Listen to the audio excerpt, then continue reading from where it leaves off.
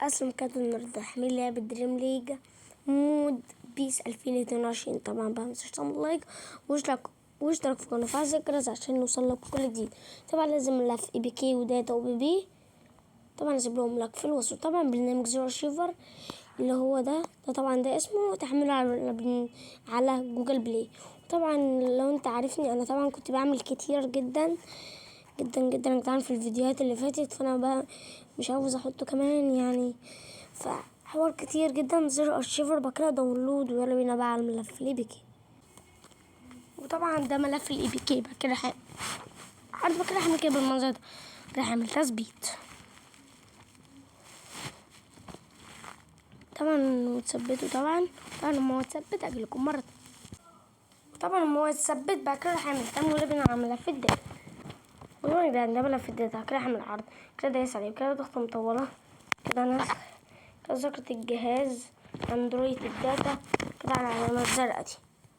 طبعا ممكن نشيلكم البتاعة دي اهو. طبعا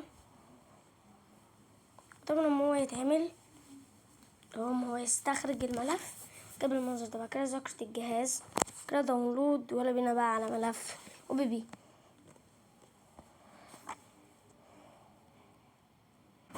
طبعا يا جدعان ده ملف البي بي كده هعمل عرض بكده ضغطة مطولة كده نسخ كده ذاكرة الجهاز اندرويد بي بي كده على العلامة الزرقاء دي. طبعا مش هجيبكم البتاع كده طبعا بالمنظر ده.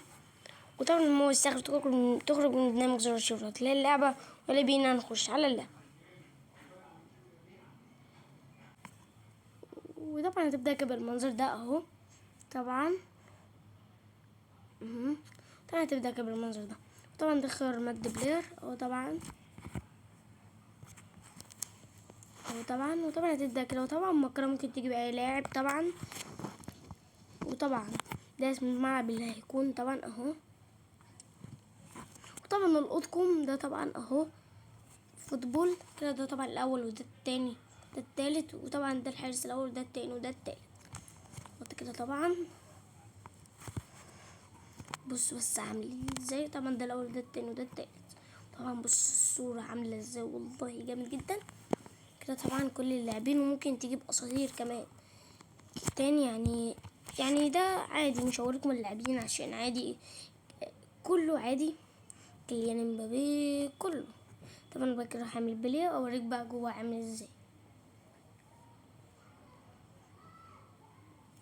طبعا كده طبعا بصوا بقى عامل ازاي.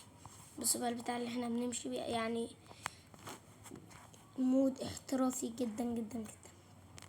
طبعا بقى ما تنساش تعمل لايك واشترك وفعل زر الجرس عشان يوصلك كل جديد. واللي رايك في التعليقات. اشوفك الفيديو الجاي. سلام.